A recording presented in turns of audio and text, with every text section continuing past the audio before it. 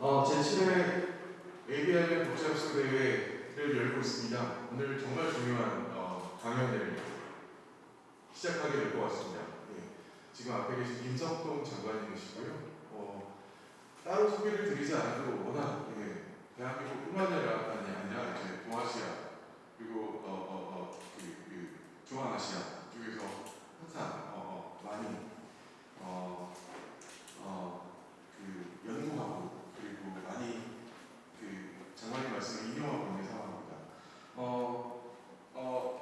오늘 강연의 제목은 미래를 개척하는 한민족 DNA입니다. 워낙 오래전부터 연구를 해오셨던 분야고요.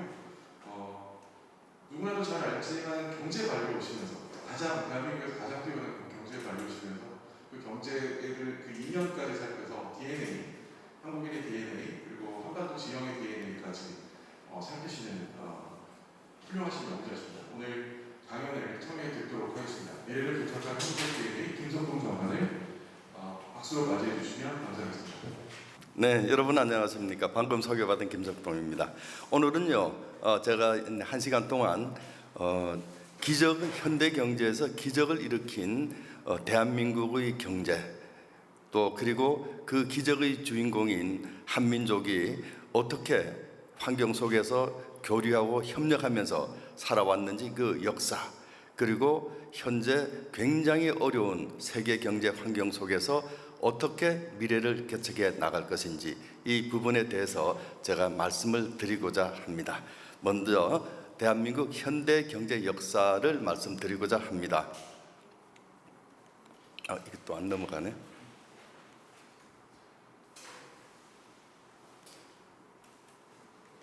네. 조금 네. 로딩이 조금 느리네요. 이게 조금 늦구나. 네. 네. 네. 넘어갑니까? 네. 지난 1960년부터 현재까지 세계 경제는 약 8배, 8배 남짓 늘어났습니다. 같은 기간 중에 대한민국 경제는 45배 정도 늘어났습니다. 그래서 대한민국은 단기간에 세계에서 10번째로 큰 경제를 일궈냈습니다. 네, 1953년 여러분 6.25 전란을 기억을 하실 겁니다. 이 당시에 대한민국은 잿더미가 됐었죠. 이때부터 어떤 역사가 일어났는지 잠깐 말씀드리면 실질 GDP는 1953년부터 지금까지 약 60배 늘어났습니다. 그리고 명목 GDP는 1200배, 그리고 1인당 GNA가 67불에서 이제는 3만 불을 넘어섰죠. 자, 그래서 대한민국 경제에 대해서 기적이라고 일컬고 있습니다. 왜 기적이라고 하냐 그러면은 16세기 이후에 굉장히 큰 경제권을 단기간에 이룩한 그 케이스가 한 5개 정도 있었습니다. 스페인, 네덜란드, 영국, 미국 그리고 일본입니다. 이 각각의 경우에 보면 개략적으로 보면 스페인은 세계 GDP가 1.3배 증가할 때 약 1.6배 증가해서 세계적인 거대 경제권을 건설을 했죠. 네덜란드는 세계 GDP가 1.5배일 때 5.6배의 경제국가를 건설했고, 영국은 세계 GDP가 3배 증가할 때 9배가 넘는 경제 대국을 일궈냈죠. 이어서 등장한 최강의 미국은 세계 GDP가 약 4배 증가할 때 9배 정도 증가했습니다. 그리고 이어서 등장하는 경제국가 일본은 세계 GDP가 5배 증가할 때 14배 정도 증가했어요. 자, 그런데 20세기에 들어서서 기적이 한번 일어납니다. 바로 대한민국입니다. 전 세계 경제가 약 8배 늘어날 때 이 나라는 45배가 늘어나서 세계에서 10번째 가는 경제 대국을 일구었죠. 지금 여러분들이 보시는 이 그래프가 바로 세계 경제로 그린 세계 지도입니다. 대한민국은 러시아, 브라질, 호주, 스페인, 멕시코를 다 오버라이드 했었죠. 그래서 대한민국은 지금 세계 6번째 수출 국가로 등장을 했습니다. 자, 그리고 이제 간략하게 소개해드리면 메모리 반도체 세계 1위, 70% 이상 생산합니다. 스마트폰 세계 2위, 자동차 5위, 선박 세계 1위, 디스플레이 1위, 철강 세계 5위, 등등 대부분의 주요 품목에서 정상급의 위치를 차지하고 있습니다. 자, 여러분들이 이 제조업에서 대한민국은 성공했지만은 이제는 2000년대 들어서는 이제 한류가 전 세계로 급속히 확장되면서 이제는 문화까지 포함한 K 콘텐츠가 이제 세계로 확산되고 있습니다. 그리고 디지털 시대에 ICT 강국으로 부상을 했고 지금은 외환 보유고로도 세계 8번째, 그리고 군사력으로도 세계 6번째로 일컬어지고 있습니다.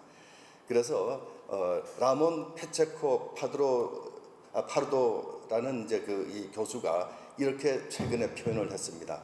한국은 더 이상 고래 싸움에 등 터지는 새우가 아니다. 싸움의 승패를 가르는 역할을 할 제3의 고래가 되었다라고 바로 그 저서에서 얘기를 하고 있습니다. 자, 이렇게 기적이 일어난 배경을 간략하게 설명해 드리겠습니다. 먼저 GDP는 인력과 기술과 자본으로 구성이 됩니다. 인력이 굉장히 훌륭했죠. 한국인은 굉장히 머리가 좋다고 합니다. 이 객관적인 데이터에 따르면은 한국인의 평균 IQ는 107 정도 됩니다. 전 세계에서 가장 높습니다. 대한민국과 비슷한 나라는 홍콩과 싱가포르 정도 도시 정도 외에는 없습니다. 그리고 이렇게 우수한 두뇌를 가진 사람들이 굉장히 교육을 많이 받았습니다. GDP 대비 공교육비가 세계 최정상입니다. 그리고 이 사람들은 그리고 이 교육열이 굉장히 높기 때문에 해외 유학생 수가 13만 2천 명에 이릅니다.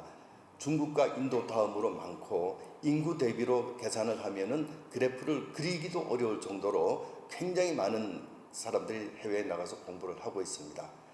그리고 이 사람들이 머리가 좋고 공부를 많이 한 데다가 굉장히 열심히 일합니다.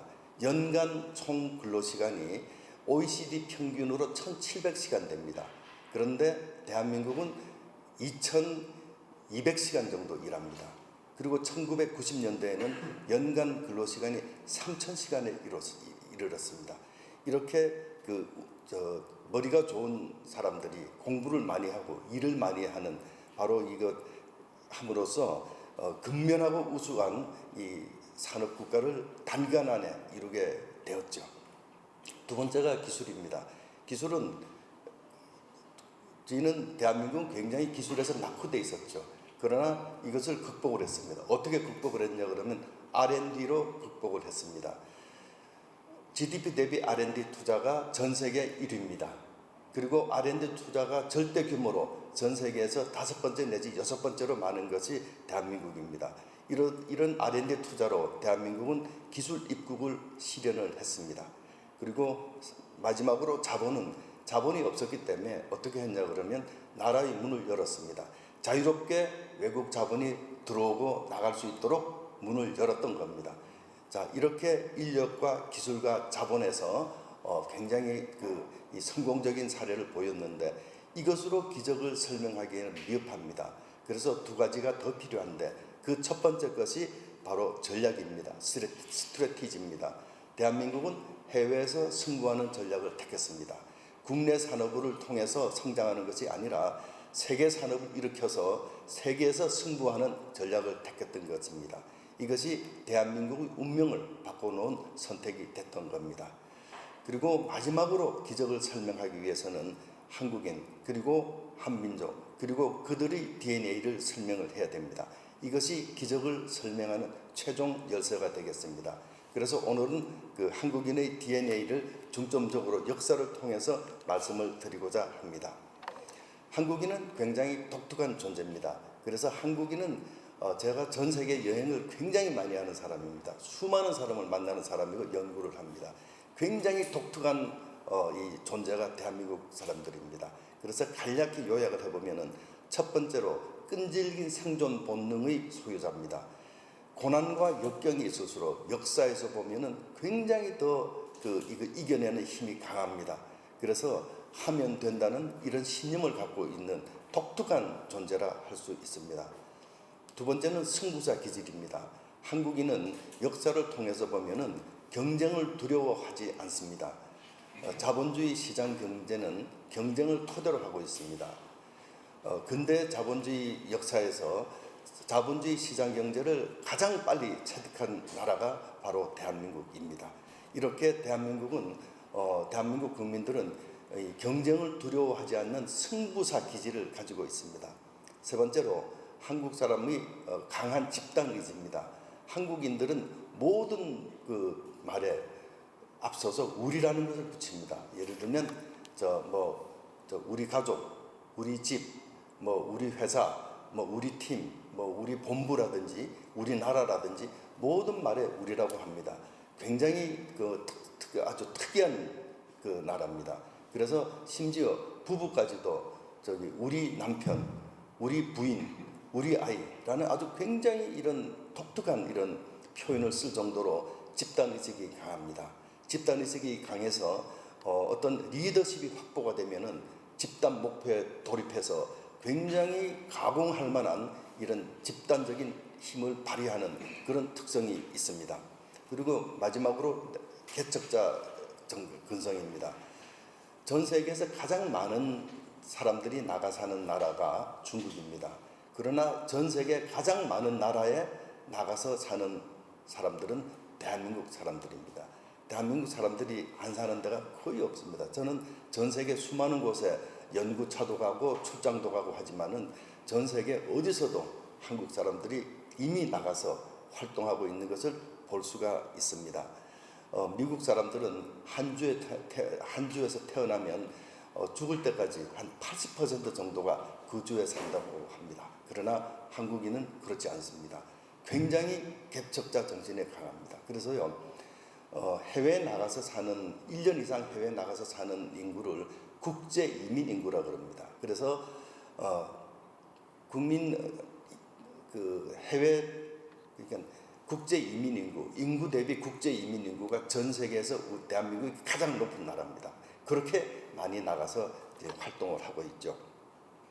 자, 이런 네 가지 특성은 지난 2,500년 동안 유라시아 대초원에서 활동했던 기마민족 초원 제국의 전사들과 굉장히 비슷한 사람들입니다. 그래서 그 사람들이 역사와 함께 비교해가면서 한국인 한민족의 역사를 제가 말씀을 드리고자 합니다. 자, 먼저 유라시아 대초원을 여러분들께 소개하겠습니다. 이 그림에서 보면, 지도에서 보면 만주에서부터 몽골, 그리고 중앙아시아, 그리고 남부 시베리아, 그리고 동부 유럽, 그리고 아나톨리아 반도에 이르기까지 벨트가 있죠. 동쪽에서 서쪽까지 약 8,000km입니다. 이것을 바로 스텝 유라시아 대초원이라고 합니다. 이곳은 어떻게 생겼냐 그러면 이렇게 생겼습니다. 모든 것이 평평합니다. 저는 여기에 이제 40여 차례 다녀왔는데 제가 사진을 수만 장을 가지고 있는데 그 사진 중에 일부를 소개해 드립니다. 바로 이 사진들이 보면 특색이 뭡니까? 봄, 여름, 가을, 겨울 제가 다 가서 찍어 온 겁니다. 완전히 평평합니다.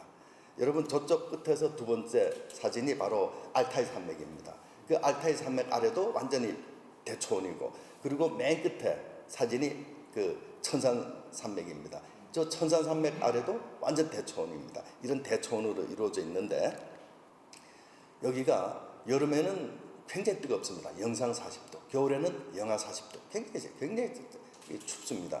그리고 비가 오지 않습니다. 그래서 농사를 지을 수가 없어요. 굉장히 냉엄한 그런 땅이라고 할 수 있습니다. 이런 땅에 사람들이 살아남았습니다. 이런 땅에 살아남은 사람들의 특징이, 잠깐만요.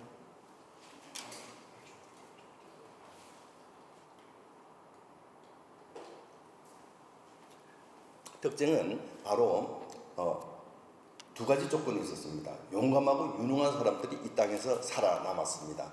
바로 이제 여기서 기마민족 초원 제국의 역사가 시작이 됩니다. 자, 이곳에서는 농사를 짓지 못하니까 가축을 키워요. 그래서 양, 낙타, 소, 말, 양 이렇게 키우면서 이제 살아갑니다. 그리고 이제 이렇게 막 목초지를 이렇게 바꿔 다니면서 이제 이렇게 키우는데, 이 사람들이 말을 타기를 시작을 합니다. 어느 순간 말을 탄 사람들이 말에 직접 타면서 세계 역사가 바뀌기 시작을 합니다. 이 사람들이 말을 타고 그 생활을 합니다. 생활을 하다가 이제는 이 무장을 하기 시작을 합니다. 바로 저기서 보는 나무 안장을 발명합니다. 유라시아 대초원에서 나무 안장을 발명해서 말에서 자유자재로 탈 수가 있습니다. 그리고 그 등자라는 발걸이를 또 발명합니다. 두 번째 사진이죠. 그리고 복합곡궁이라는 굉장히 강력한 무기로 그 무장을 하게 됩니다. 그래서 이 사람들이 이제 그 기마 군단이라는 것을 일구어내기 시작합니다. 그래서 강력한 전투력을 지닌 전투 집단이 됩니다.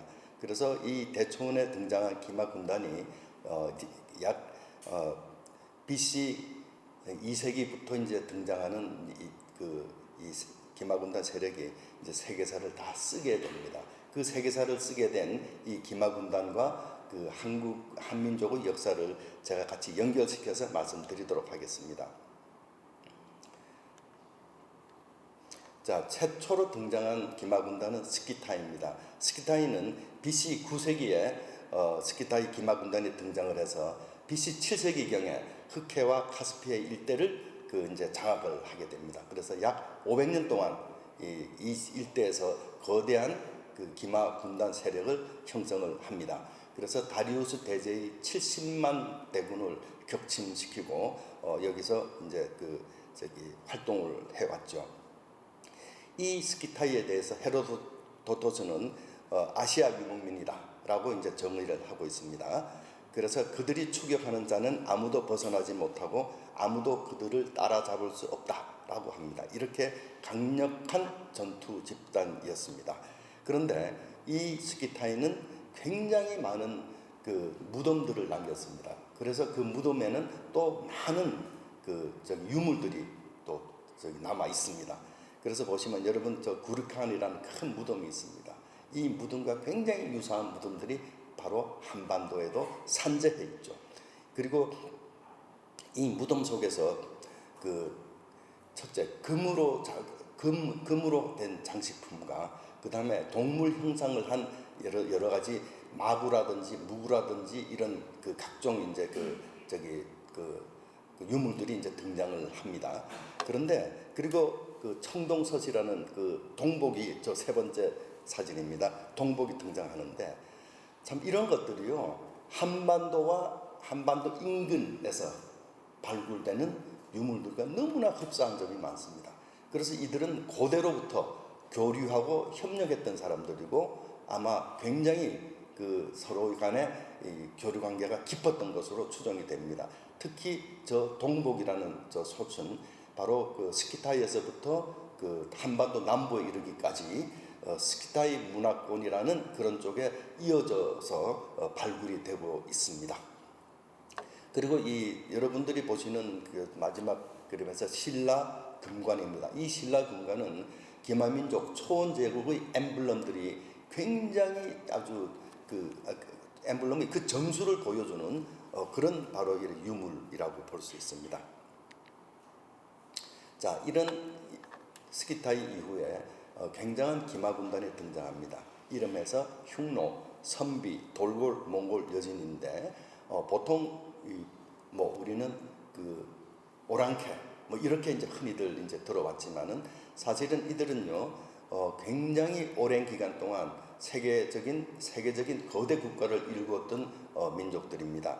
흉노는 약 700년, 선비는 1000년, 돌골 1400년, 몽골 700년, 여진이 약 800년 동안 굉장한 제국을 건설했던 주인공들이었습니다. 자, 그런데 이들이 바로 우리 한민족의 역사와 굉장히 관계가 깊다.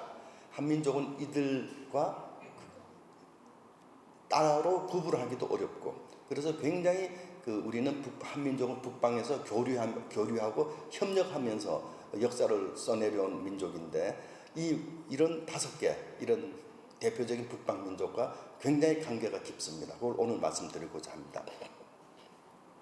첫 번째가 흉노입니다. 흉노는 BC 2세기에 등장을 합니다. 몽골 고원에서 등장을 해서 굉장한 세력을 형성을 합니다. 바로 이 지도에서 보면 노란 부분이 흉노 지도입니다. 이 지도는 터키 국사교과서에 나오는 흉노 지도입니다. 흉노는 굉장히 강성했습니다. 그래서 중국을 처음으로 통일한 한나라가 한 무제가 한 고조 유방이 흉노를 쳐들어갔다가 대패하고 말았죠. 그 뒤에 한나라 7대 한 무제 때 이제 그때 흉노가 이제 와해되기 시작을 합니다. 자, 그런데 이 흉노에 대해서 여러 가지 그 재밌는 점이 있습니다. 한 3가지 정도 볼 수 있는데, 먼저 흉노는 굉장히 그 유물을 많이 남겨 있습니다.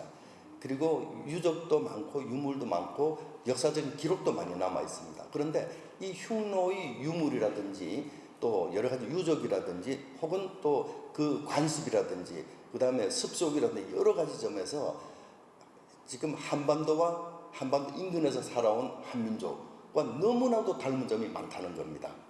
두 번째는 그 사서에 보면은 흉노와 한민족의 고대 역사인 고조선을 같은 사람들이라고 사서에서 쓰고 있는 사서들이 있습니다.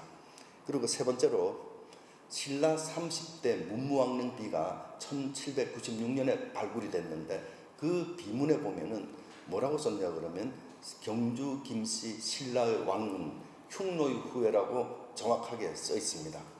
자, 이런 3가지 점을 들어서 이 흉노는 고조선의 일부 또는 고조선과 굉장히 가까운 사람들이다, 이렇게 연구가 되고 있습니다. 이 흉노가 BC AD 1세기 경에 와서 이제 세력이 없어지기 시작합니다. 왜 없어지냐 그러면 서쪽으로 이사를 갑니다. 서쪽으로 이사를 가면서 약 한 200년, 300년 동안 이 중국 북방이 굉장히 조용해집니다. 근데 이번에는 서양이 시끄러워집니다. 왜 그런가 하면은 흉노는 동서로 나눠집니다. 그리고 서는 없어져요. 그리고 동흉노는 남북으로 나눠져요. 남흉노는 중국과 동화됩니다. 북흉노가 서쪽으로 이사를 간 겁니다. 이 세력이 역사적으로 나타난 바로 훈족입니다. 훈족은 AD 375년에 발라미르가 볼가강, 돈강, 드네프르강을 건너서 유럽으로 진격을 하면서 세계사를 뒤바꿔 버립니다. 그리고 이어서 30년 후에 그 아들 울딘이 또 쳐들어가죠. 이때 유럽인들은 게르만 이쪽 사조 고트나 이런 애들 다 도망을 가죠. 이게 게르만족의 대이동으로 이제 지금 역사 기록에 남아 있는 겁니다. 자, 이 훈족은 이 마지막 왕인 아틸라가 이제 죽은 다음에 이제 바로 와해됐는데, 그러나 100년간 유럽을 지배를 했습니다. 그래서 독일의 GDF TV에서 GDF TV는 독일의 제2공영방송입니다. 이 공영방송에서 역사 스페셜이라는 프로에서 뭐라고 했냐 그러면은 훈족의 정체를 밝힌다는 프로를 방영을 했는데, 바로 거기서 한반도에 있는 이 신라와 관계가 있다, 이렇게 방영을 한 적이 있죠. 제가 아까 드린 말씀과 일맥상통한 거죠. 두 번째로 등장한 세력이 선비 제국입니다. 선비는 흉노가 서쪽으로 이사간 자리에 차지한 사람들이에요. 자, 흉노는 AD 156년에 단석계가 건설합니다. 그러나 얼마 안 가서 없어지는데, 문제는 이 흉노가 나중에 어마어마한 세력으로 확장이 됩니다. 그래서 흉노의 이 선비 후예들이 탁발이라는 성을 가진 후예가 있어요. 이 사람들은 바로 북위를 건설해서 남북조 시대를 열어요. 그리고 모용이라는 성을 가진 선비는 연나라를 건설을 하고, 우문이라는 성씨를 가진 그 선비 중에 거라는 요나라를 건설을 해요. 그리고 시리는 나중에 몽골 제국을 건설합니다. 자, 그런데 이렇게 이제 융성하던 선비가 과연 누구일까요? 그 중국 사서에 써 있습니다. 선비는 동호의 후손이라 그럽니다. 그럼 동호가 누군지 알면 될 거 아니에요. 동호는 고조선의 구성원입니다. 그러므로 선비 또한 고조선과 고조선 그 자체이거나 고조선의 일부이거나 고조선과 굉장히 관련이 깊은, 바로 여러분들과 한민족과 굉장히 관계가 깊은 사람들입니다. 이것은 수많은 유물 그리고 사서에서도 지적이 되고 에서도 알 수 있는 부분입니다. 세 번째로 등장하는 기마 민족 초원제국의 전사들이 돌골 투르크입니다. 투르크는 AD 552년에 부민칸이 건설을 합니다. 여러분 지도에서 보시면은 저 분홍색 부분이 바로 돌골 지도입니다. 저 돌골 지도는 터키 국사교과서에 나오는 지도입니다. 자, 이 돌골은 굉장한 세력을 가지고 있습니다. 같은 시기에 돌골과 동맹 국가인 굉장히 세력이 강한 나라가 있었습니다. 바로 고구려였습니다. 고구려와 돌골은 동맹국이었고, 그리고 남쪽에는 바로 당나라가 있었던 겁니다. 자, 돌골과 고구려가 지키고 있는데, 이 동맹국이 지키고 있는데 당나라는 굉장히 고생을 많이 했죠. 당나라의 전신이 수나라입니다. 수나라는 고구려를 두 번 쳐들어왔다가 나라가 문을 닫았고, 당나라 또한 당태종이 고구려를 쳐들어왔지만은 안시성에서 부상을 당해서 결국 1년 후에 가서 앓다 죽었습니다. 그럴 정도로 고구려는 굉장히 강성한 나라였죠. 돌골 또한 강성한 나라였습니다. 그런데 이 두 나라가 차례로 멸망을 합니다. 맨 처음에 돌골이 먼저 멸망을 해요. 같이 지키던 고구려가 바로 곧 이어 망합니다. 여기서 역사의 기적이 일어나요. 돌골이 30년 만에 재건합니다. 이름이 똑같아요. 또 돌골이라고 했습니다. 그때 말로는 괵투르크라고 그랬어요. 이 고구려도 또한 재건이 됩니다. 같은 시기에. 어떻게 재건이 됐냐면 발해라는 나라로 재건이 됐던 겁니다. 그래서 발해와 고구려는 같은 나라입니다. 그래서 발해가 나라 이름이 자기들은 뭐라고 불렀냐 그러면 고려라고 불렀어요. 그래서 국서에 고려국왕이라고 썼습니다. 발해 왕들은. 자, 이 돌골은 이 고구려와 동맹이었지만 우리와 어떤 관계인지가 아직 밝혀져 있지 않습니다. 이 돌골 자체는 아시나라는 왕가인데, 이 아시나 혹은 아사나라는 왕가가 어떤 관계인지 한민족과의 관계는 지금 연구 중에 있습니다. 그리고 그 사서에 보면은 이런 기록이 있어요. 고구려 마지막 왕이 보장왕이에요. 보장왕이 죽자 고구려, 그러니까 고구려 이름도 고려였습니다. 고려 옛 왕가와 유민이 돌골과 말갈로 들어갔다 그랬습니다. 그러니까 돌골로 대거 고구려 유민이 갔다라고 그렇게 하죠. 그래서 그 두 나라의 관계는 지금 아직도 역사적으로 다 밝혀져 있지 않지만은 굉장한 관계가 있다라고 지금 보고 있는 겁니다. 이 돌골이 서쪽으로 이사를 갑니다. 또 이사를 갑니다. 이사를 가면서 약 10세기경에 중앙아시아, 그리고 중앙아시아와 아나톨리아 반도, 그리고 중동 지역으로 갑니다. 이 일대를 장악해서 셀주크 제국이라는 나라를 건설합니다. 거대한 국가를 건설하죠. 이때 기독교 성지를 다 함락하기 때문에 일어난 것이 십자군 전쟁이죠. 자, 이 셀주크 제국의 왕가에 대해서는 뒤에 잠깐 설명드리겠습니다만은, 이 대셀주크 제국은 자기들의 역사를 남겼어요. 이 역사에 따르면은 자기들은 고구려 왕가로 추정되는 이 일족들과 굉장히 관계가 있습니다. 자, 이어서 이 돌고린들은 또 이 투르크들은 더 서쪽으로 갑니다. 안 넘어가네요.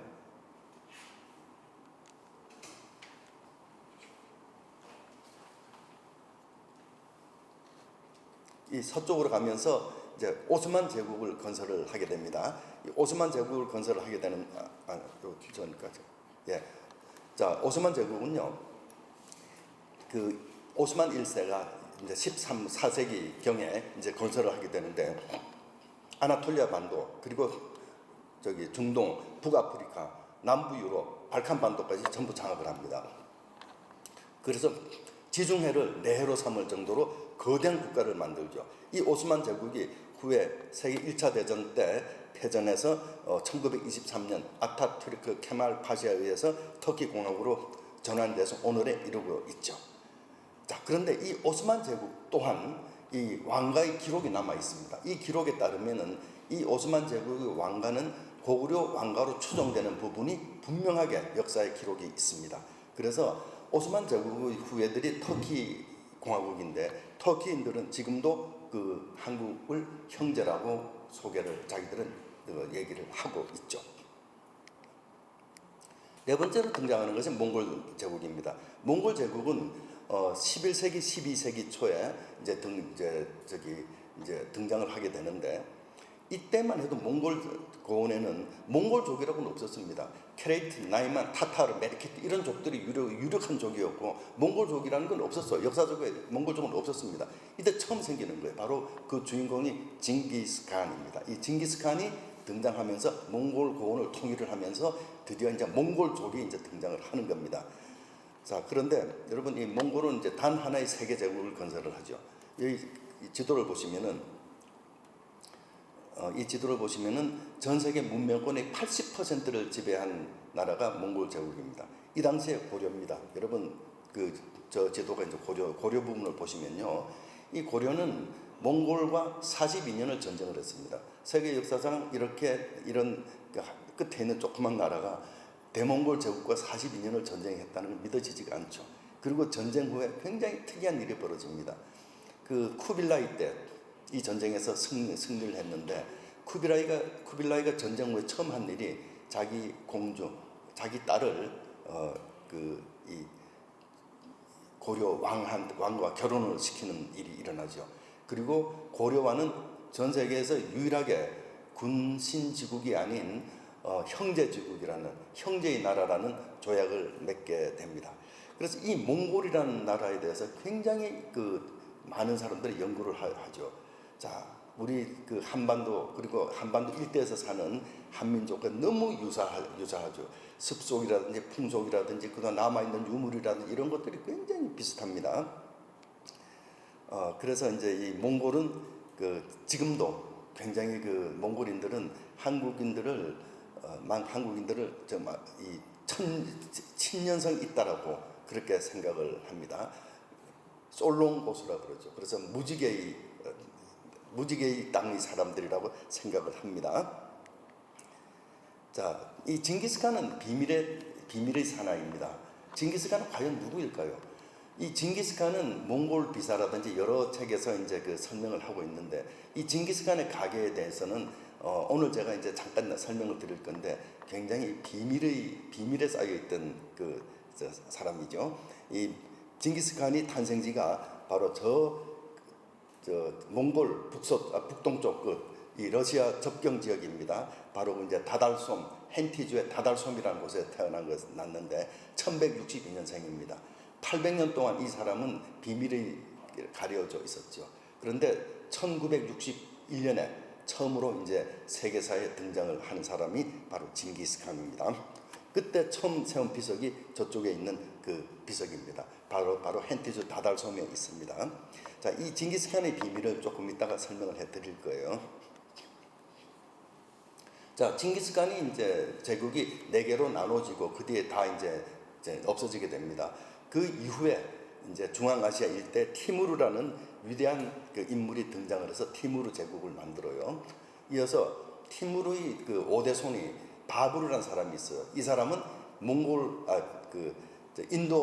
인도에 들어갑니다. 그래서 무굴 제국을 만들죠. 무굴이라는 것은 몽골의 페르시아어입니다. 자, 마지막으로 여진입니다. 여진이 누구일까요? 여러분, 고구려 땅에, 고조선 땅에 고구려가 있었고 고구려 땅에 발해가 있었잖아요. 같은 사람이라고 그랬죠.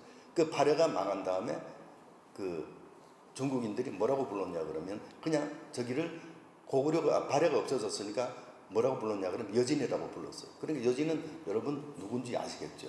여진이라는 것은 기본적으로 고조선에서 출발해서 고구려 발해를 이어온 사람들이 여진입니다.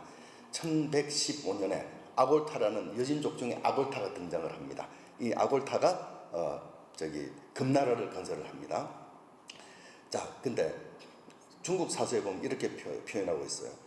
여진은 옛 숙진의 나라라 그럽니다. 숙진은 고조선 일부입니다. 그리고 고구려 주몽의 후예라고 역사책에 딱 부러지게 얘기하고 있습니다. 여러분 주몽 아시죠? 주몽의 후예다. 그러니까 금나라는 고구려 후예다라고 딱 얘기하고 있습니다. 그래서 그리고 금나라 역사인 금사에도 금나라 시조 한보는 고려에서 왔다라고 얘기합니다. 그리고 1930년대에는 우리나라 역사 교과서 역사책에 금나라가 우리 역사에 들어가 있었습니다. 이어서 17세기에는 아이신교로 누르하치라는 사람이 등장을 합니다. 그래서 후금, 나중에 청나라가 되죠. 청나라를 건설을 하게 됩니다. 이 누르하치 또한 여진족이죠. 여러분 여진족이 누군지에 대해서 말씀드렸죠. 자, 그러면 제가 흉노, 선비, 돌골, 몽골, 여진 이렇게 말씀을 드렸는데 우리는 이런 북방 민족과 교류하고 협력하면서 역사를 일궈냈고 또 이들 또한 한민족과 굉장히 깊은 역사적인 연결고리 속에 있습니다. 그들은 상당 부분 같은 민족과 혈연적으로 나눠져 있고 또 문화적으로도 교류했고 이랬던 사람들인 거죠. 자, 그래서 제가 이 북방 민족과 한민족이 어떤 관계를 갖고 있는지 간단히 말씀드리면 아마도 한반도에는 원래 살고 있던 사람들이 있었을 겁니다. 세계사적으로 보면은 이 중국을 통해서 그 남부 해안으로 한반도까지 온 사람들이 있었고 후에 북방 그러니까 저 중앙아시아 일대에서 그 몽골고원 그리고 바이카로스 그리고 만주 바레만 한반도로 건너온 북방계 사람들이 섞여 살았습니다. 이 섞여서 우리는 DNA가 증명하고 있죠. 약 70% 북방 DNA, 30% 남방 DNA가 나타난다고 하는 겁니다. 이것이 대한민국이 교류와 협력 속에서 살아왔다는 바로 증거가 되는 것이죠. 자, 이것을 제가 아까 말씀드린 북방민족과 한민족의 관계를 한마디로 요약하신 부분이 있습니다. 바로 단재 신채호 선생님이 조선상고사에서 말씀하고 있죠. 여진, 선비, 몽골, 흉노는 원래 우리와 동족이었다. 우리는 이렇게 교류하고 협력하는 속에서 북방민족과 더불어 살아왔고 또 그 우리가 북방민족의 주류 세력들이 한반도까지 내려왔던 겁니다. 자, 재미있는 표를 한 가지만 소개하겠습니다. 이 자료는 북방사학자 전원철 박사가 오직 사서에 있는 부분만 요약을 한 겁니다. 그 사전은 집사, 사북사, 투르크의 계보, 투르크멘의 계보 그리고 중국 사서 등을 있는 대로만 그려놓은 겁니다. 여기에 대해서는 뭐 여러 가지 반론도 있을 수 있습니다만은 여기에 대해서 아직도 구체적인 반박을 하는 분들이 아직은 없었습니다. 여러분 이 보시는 대로 주몽은 고구려를 건설을 했죠. 고구려의 마지막 왕이 바로 여기서 보시는 보장왕입니다. 그리고 이 주몽의 후예 중에 오그즈칸이라는 후예가 있습니다. 역사서에 많이 나옵니다. 이 역사서에 나오는 오그즈칸이라는 이 왕이 되지 않은 가문이죠. 이 오그즈칸의 후예 3대 손이 대조영과 대야발입니다. 바로 발해를 건설했죠. 대조영이 발해를 건설했는데 그 동생이 대야발이에요. 그 대야발이 그 4대 손이 금행입니다. 역사책에 나오죠. 이 금행의 아들이 셋이 있습니다. 아곤의 한보, 보알리. 역사책에 그대로 나오죠. 자, 이 한보의 7대 손이 아골타예요. 이 아골타가 금나라를 건설했죠. 그리고 이 후손이 누르하치입니다. 후금, 청나라를 건설했고 막내 아들이 보알리예요. 이 보알리의 4대 손이 알란과르 여성입니다. 이 사람이 바로 모든 몽골인의 어머니예요. 몽골족이 여기서 나왔다고 보시면 돼요. 몽골인의 어머니고 알란과의 10대 손이 징기스칸입니다. 이 징기스칸은 이 대야발의 19대 손으로 이렇게 역사적으로 분석을 하고 있습니다. 그리고 반개 5대 손이 티무르, 그 직계 5대 손이 바부르입니다. 그리고 여기 막내 딸이 남편이 작제근이고 작제근의 손자가 왕건입니다. 고려를 건설했죠. 네. 여러분 그 고려라는 이름은 지금 우리 쓰고 있지 않습니까? 우린 지금도 고려라는 이름을 쓰고 있어요. 고구려가 원래 나중에 이름은 고려였어요. 그리고 발의 이름은 고려였어요. 그리고 우리 왕건의 고려가 있었죠. 또 지금 우리도 고려를 쓰고 있습니다. 그래서 우리는 고구려사에 대해서 굉장히 집중하고 있는 거죠. 자, 그러면 실제로 우리 역사서에는 뭐라고 써있냐 보면은 우리 역사서에는 보면은 굉장히 여러분들 한민족 역사에 대해서 많은 걸 쓰고 있어요. 처음 등장하는 나라가 환국이에요. 이 환국이 실제 역사책에 나오는 겁니다. 많은 역사책에 나와요. 그러나 우리는 공부하지도 않고 배우지도 않죠. 두 번째 나오는 게 배달국입니다. 배달국에 대해서는 많은 기록이 있습니다. 그러나 우리는 배달국도 단군 조선 이전의 역사이기 때문에 제대로 안 배워왔죠. 그러나 배달국은 이제는 그 존재가 입증되고 있습니다. 유적에 의해서 입증되고 있고, 그 다음에 이제 역사책에 등장하는 게 단군 조선인데, 지금은 이 단군 조선이 소위 말하는 고조선이 역사가 지금 복원되고 있는 중이죠. 왜 그런가 하면 이제는 수많은 기록들 그리고 수많은 유족들에 의해서 이 고조선사가 복원되고 있습니다. 지금 오른쪽에 있는 그 고조선도가 그 단국대학교 윤내영 교수가 복원한 고조선도입니다. 굉장히 크죠. 바로 이 지역이 바로 위만조선이 있던 땅입니다. 바로 한사군 시비가 있던 그 땅이죠. 자, 역사가 이렇게 회복되고 있는 것은 굉장히 다행스러운 일입니다. 그런데 여러분과 그럼 이런 여태까지 말씀드린 북방민족 그리고 고조선, 고구려 이 북방에 있던 사람들과 어떤 관계가 있을까요? 여러분들은 한반도 남부에 사시잖아요. 근데 여러분들 우리가 주목해야 될 부분이 있습니다. BC 약 2세기경부터 우리가 북방에 있던 굉장히 많은 그 고조선을 구성하고 있던 그 민족이 한반도 남부로 이동해 왔다는 기록이 남아 있습니다. 그래서 굉장히 많은 사람들이 한반도 남부로 내려와서 그러니까 고조선을 건국했던 세력들이 한반도 남부로 와서 수많은 이어진 나라들 만주 일대는 고구려 그리고 백제, 신라, 가야서부터 뭐 수많은 나라들을 열국을 건설하게 됐던 것이죠. 그래서 우리는 고조선 사람이고 또 고조선의 역사를 배우는 거고 또 우리가 북방 민족과 어떻게 교류하고 협력했는지 그 증거가 되는 거죠. 자, 이렇게 이제 이 새로운 시각으로 이렇게 우리 한민족의 역사를 볼 수 있게 된 계기가 되는 것은 바로 수많은 유적이 근래에 들어서 발굴되기 때문입니다.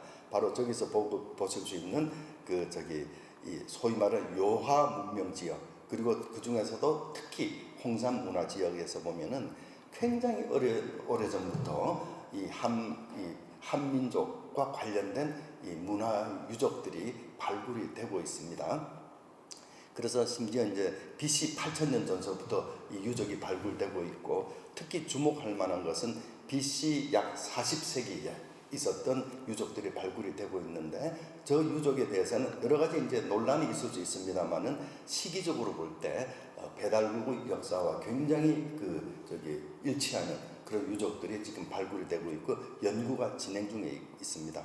그리고 우리가 신화라고 배워봤던 그 고조선에 대해서도 BC 24세기경에 바로 저 홍산 지역에 고조선이라고 바로 추정이 되는 놀라운 BC 24세기경의 문명권이 발굴이 되고 있습니다. 그래서 앞으로 연구가 계속 그 국제적인 협력하에 이루어져야 될 부분입니다.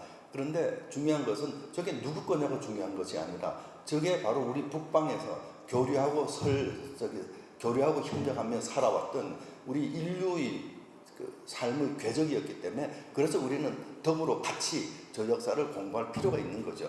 누구 것이 중요한 것이 아닌 거죠. 자, 그러면 지금부터는 제가 여러분들 지금 작금의 세계 경제에 대해서 굉장히 걱정하시잖아요. 제가 이 실체를 좀 말씀을 드리고 이렇게까지 우리가 이제 교류하고 협력하면서 한반도에서 살아오면서 현대의 기적을 이룬 우리가 앞으로 무엇을 할 수 있는지를 말씀을 드리고자 합니다. 여러분 이 사진에서 보시는 것은 이 장면은 북극 사진입니다. 제가 직접 찍어온 사진입니다. 우리 미래를 설명하기 위해서 제가 소개를 하는 겁니다. 여러분 세계 경제는 제가 이 강연을 꽤 오랫동안 해오고 있고 특히 한 약 3년 전서부터 집중적으로 세계 경제의 위기에 대해서 설명을 하고 있습니다. 그런데 그것이 지난 한 2년 반 정도 이게 코로나 사태가 있었잖아요. 이 코로나 사태로 어마어마한 유동성을 전 세계가 때려부으면서 이 사태가 지연되어 왔던 겁니다. 그 지연되어 왔던 그것을 제가 그대로 설명을 드리도록 하겠습니다. 여러분 보시면은 70년대 말부터 소위 말하는 신자유주의가 등장하면서 전 세계는요 엄청나게 유동성을 때려붓기 시작을 합니다. 그래서 지난 40년 동안 전 세계는 어마어마한 유동성을 퍼붓다고요. 1980년부터 지금까지 유동성을 엄청나게 부으면서 전 세계에 못 사는 나라가 없어요. 다 잘 살게 된 겁니다. 신흥국까지 다 잘 살게 된 이 비결이 뭐였냐 그러면 돈을 때려 부은 겁니다. 자, 그런데 이렇게 때려 붓다가 보니까 이게 사고가 났어요. 2008년에 벌스트를 합니다. 그래 글로벌 금융 위기입니다. 그게 벌스트 하니까 너무 급하니까 또 무슨 일을 했어? 또 돈을 때려 부은 겁니다. 거기다가 그때는 홍수가 났는데도 물을 또 부었어요. 급하니까. 그게 홍수가 날 것 같으니까 이번에는 또 이제 회수를 하려고 그러는데 유럽 재정위기가 터집니다. 그러다 또 돈을 때려부어요. 그러다가 경제가 호전 안 되니까 계속 때려부은 상태로 있다가 이번에 정말 제대로 이제 유동성을 흡수하고 정상화하려고 노력을 합니다. 시작합니다. 그러자 여러분 전대미문의 코비드 사태가 일어납니다. 또 돈을 거기다 때려부은 거예요.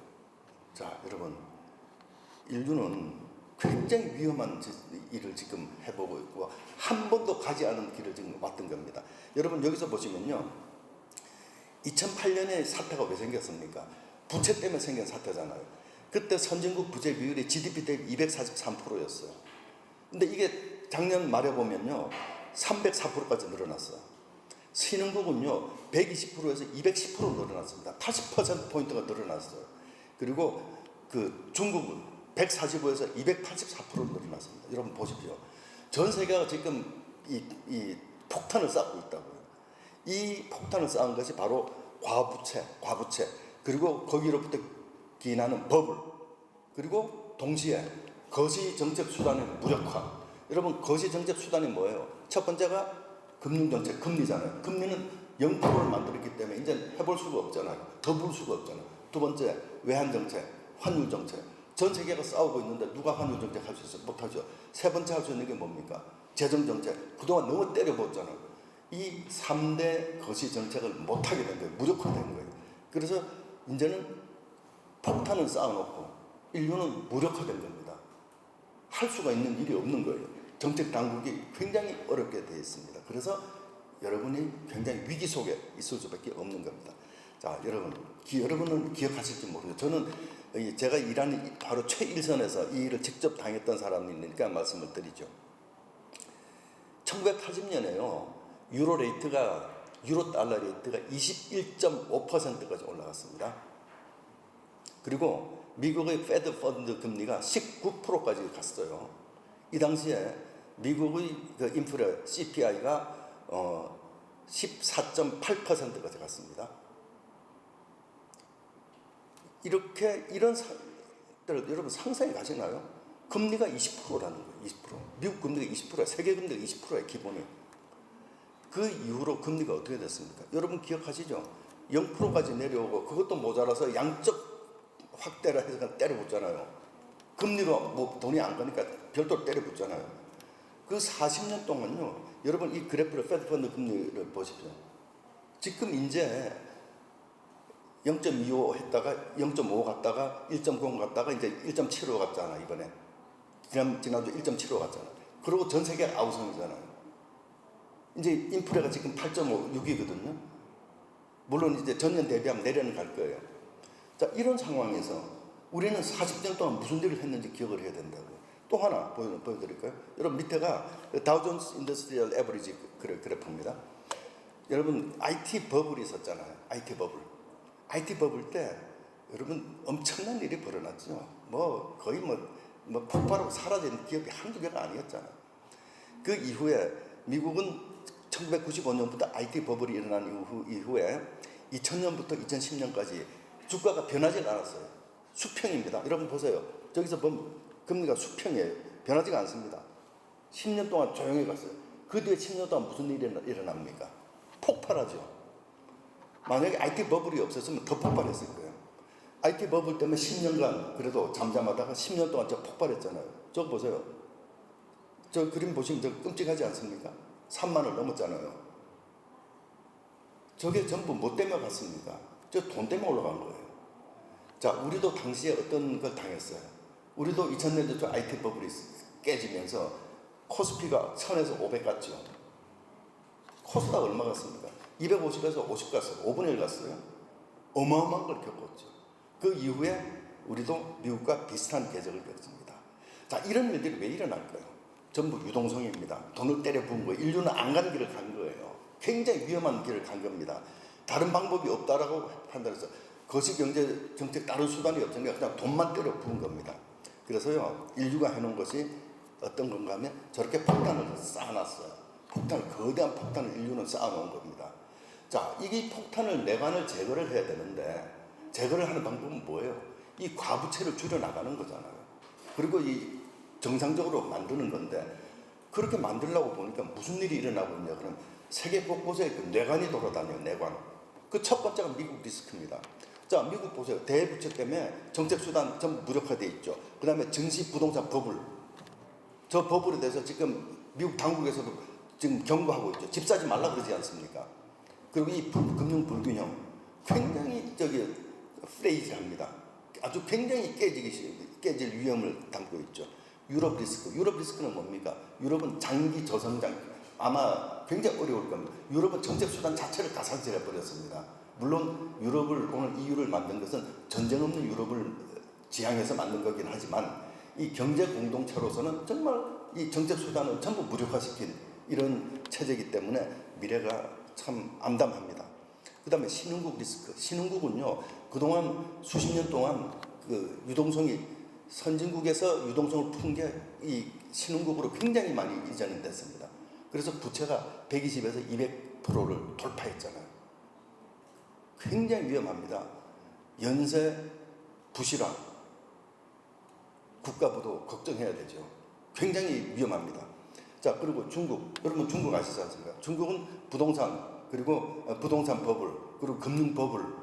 중국도 굉장히 버블 때문에 앞으로 고생할 가능성이 많습니다. 중국 당국이 굉장히 아주 집중적으로 들여다봐야 될 부분이죠. 왜 그런가 하면 저는 봤지 않습니까? 저는 지난 35년간 매크로 정책만 했던 사람입니다. 그리고 세계 경제와 더불어 저는 매크로 정책을 했기 때문에 지금 저는 이런 상황을 본 적이 없어요. 제가 본 것 중에는 가장 어려운 사태입니다. 이렇게 위험한 상황을 저는 본 적이 없습니다.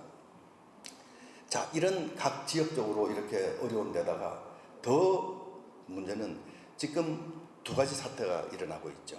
하나는 콜드워 2, 바로 미중 패권 전쟁이죠. 그리고 동시에 우연히도 같은 시기에 비슷한 시기에 러시아 사태가 지금 발발됐죠.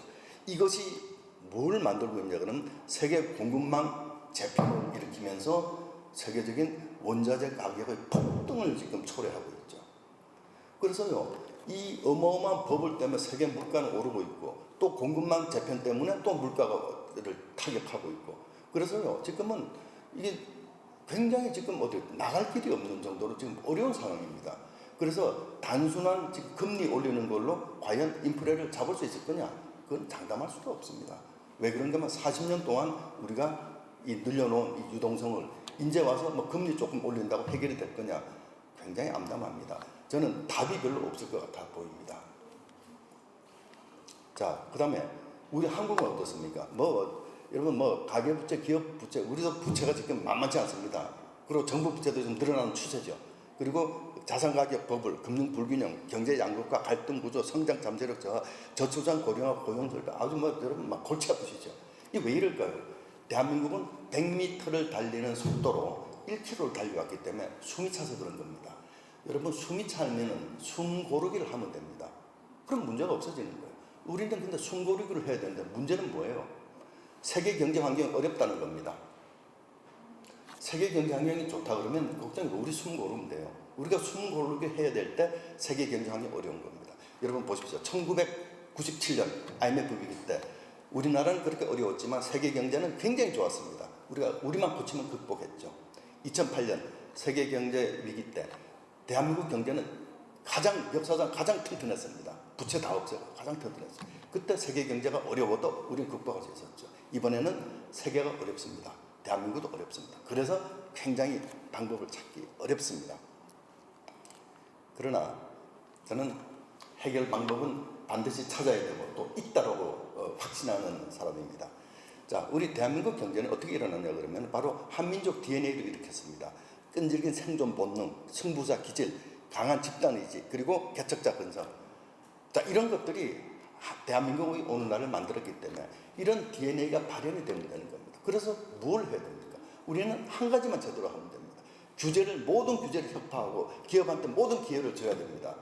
자, 기업을 옥죄고 있는 이 규제를 한꺼번에 그냥 완전히 털어주고 새로 출발할 수 있도록 만드는 것만이 지금 대한민국의 미래를 설계해 볼 수 있는 유일한 방법이다. 저는 이렇게 생각을 합니다. 지금 다른 방법이 없습니다. 정부가 어떤 매크로 정책도 할 수가 없어요. 그러니까 기업은 기업대로 이런 한민족 DNA를 발휘할 수 있는 기회를 줘야 됩니다. 그리고 우리 경제 주체 중에 정부는 할 일 찾기 어렵고 기업은 그렇게 규제 협회에서 일하도록 해주고 국민들은 뭘 해야 됩니까? 국민들은 허리띠를 졸라매야 됩니다. 지금은 허리띠를 졸라맬 때지 지금은 뭐 그냥 흥청망청할 때가 아니에요.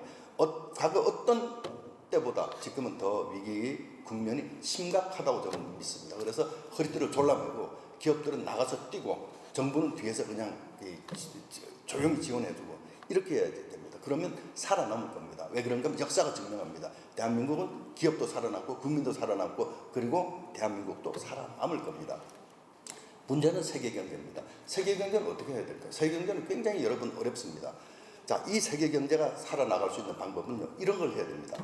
지금까지 없었던 새로운 생산혁명, 물류혁명을 일으켜야 되는데 더구나 그것을 국제 간의 교류와 협력 속에서 이걸 일궈내야지 이 위기 탈출할 수 있는 돌파구를 만들어낼 수 있습니다. 그래서 저는 그것이 무엇인지를 구체적으로 다 말씀드리기는 어렵지만 한 가지 예만 드리고자 합니다. 저는 한반도에 대해서 주목합니다. 한반도는 미국, 일본, 러시아, 중국 이 4강국의 이해가 집결되는 전 세계 유일한 땅입니다. 그리고 미국, 일본이라는 해양 세력과 중국, 러시아라는 대륙 세력이 상호 진출하기 위한 바로 교두보자 발판인 지역입니다. 그리고 이 한반도가 세계 경제의 중심지인 것은 제가 시간 때문에 설명하지 않겠지만 세계 생산 기지 500개를 찍어서 지구점을 찍으면 한가운데 한반도가 있습니다. 자, 그리고 이 한반도는 세계 물류의 핵심축이 됩니다. 자, 보시겠습니다. 자, 그럼 보시면요. 자, TSR, 트랜스 사이비리안 레일로드, 그리고 트랜스 차이나 레일로드, 트랜스 몽골리안 레일로드, 트랜스 맨추리아 레일로드, 그리고 트랜스 코리아 레일로드, 그리고 JR이 연결되는 바로 그 중심축이 한반도입니다. 자, 이런 유라시아 대철도가 이제는 연결을 될 때가 이제는 왔다. 예를 들면 이런 물류혁명, 이런 놀라운 국제혁명이 일어나야 인류는 살아남을 수 있을 거다 봅니다. 특히 한반도가 어떤 지역인가 하면요. 북극이 녹고 있습니다. 1년에 지금 5개월을 북극이 녹아서 다닐 수가 있습니다. 2030년 되면 1년 내내 다닌다고 하고 있죠. 자, 이 북극을 가면요. 부산에서 로텔담까지 가는데 수에즈를 경유하면 22,000km입니다. 그런데 그 북극으로 가게 되면은 40%가 단축이 됩니다. 이게 북극이 녹고 있기 때문에 그렇습니다. 더더구나 북극에서요, 북극 일대에서 어마어마한 천연 자원이 발굴되고 있습니다. 전 세계 가스 매장량 30%가 새로 발굴이 됐고 석유 매장량은 15%가 새로 발굴이 된 겁니다. 그래서 참 저기 지금 15척의 대우조선에 지은 쉐빙 LNG선 바로 저 사진입니다. 지금 다니고 있습니다. 자, 이렇게 이제 그 환경이 변화하면서 이런 거를 활용을 해서 정말 인류는 한번 큰 승부를 벌여봐야 될 것 같습니다. 제가 이거 북극에서 제가 다니면서 찍은 사진들입니다. 자, 그래서요. 자, 여기서 이런 한반도의 지정학적인 이런 걸 가지고 한번 국제 협력의 장을 열어보는 것을 한 가지 for example 이런 세계가 살아나가는 방법으로 제시를 하는 거예요. 자, 지금 돌아가신 김석철 교수님하고 같이 제가 오랫동안 생각해 오던 건데, 자, 중국, 러시아, 북한이 두만강변에서 같이 땅을 내서 다국적 도시를 만드는 겁니다. 다국적 도시를 생산 기지를 만들어서 국제 협력 속에서 자, 투자를 미일 저쪽은 땅을 내고 그리고 도시 건설은 지금 세계 도시 건설 경쟁력 1위의 국가가 대한민국입니다. 지난 100년간 복합 신도시를 건설해본 유일한 나라가 대한민국입니다. 그래서 저기에 이제 두만강 다국적 도시를 하게 되면은 러시아는 극동 진출의 꿈을 이루게 되고 중국은 16km가 막혀서 태평양으로 못 나오던 만주 땅이 바로 이제 황금의 땅으로 바뀌죠. 자, 지하 자원의 보고고 인력의 보고입니다. 자, 그쪽에서 바로 태평양으로 나올 수 있죠. 북한은 거기서 땅에서 어떤 수익을 얻을 수 있고 미국, 일본은 거기 참여해서 핵심 이익을 누릴 수 있고 그 건설을 대한민국에서 할 수 있습니다. 이렇게 큰 그림을 한 번은 인류가 그려볼 때가 되지 않았나. 그런데 유감스럽게도 지금 여러 가지 국제 정세가 뭐 쉬울 것 같지는 않습니다만은 아까 그런 어마어마한 인류가 지금 직면하고 있는 위기를 볼 때는 적어도 이런 것 이상과는 거대한 국제 협력으로 시너지를 일으키기 전에는 극복하기 어렵다. 저는 이렇게 보고 있습니다. 어떤 길어졌지만 그래서 이런 이제 여러 가지 이런 걸 극복해 나가면서 앞으로 이제 대한민국의 미래를 잠깐 한번 제가 그려봤습니다. 제가 이것은 이제 학자들을 동원을 해서 이제 계량 분석을 통해서 아마도 2034년경, 2030년대 중반경에 가면 대한민국이 세계에서 6번째 정도 가는 나라로 이제 등장을 할 것 같습니다. 저는 이런 것이 남을 이기고 지고의 문제가 아니라 세계가 교류하고 협력하면서 미래를 새로 건설해 나가는 이런 장 속에서 한국이 할 수 있는 역할을 다해 나가는 그런 한번 좀 계기가 됐으면 좋겠다 하면서 오늘 이런 말씀을 여러분과 나눠봤습니다. 여러분 경청해 주셔서 감사합니다.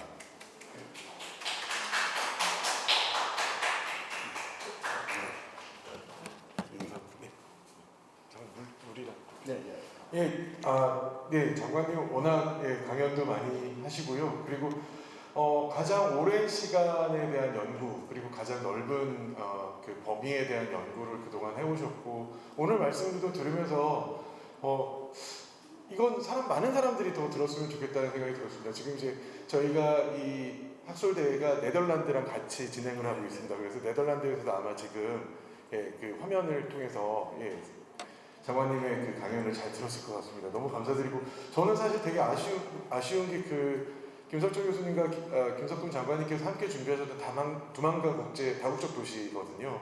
이게 원형 환각으로 이루어져 있어서 그러니까 경계가 이제 잃어버리게 했던 자원들을 다시 이제 공유하면서 새로운 어떤 세계를 향해 나아가는 모습인 것 같아요.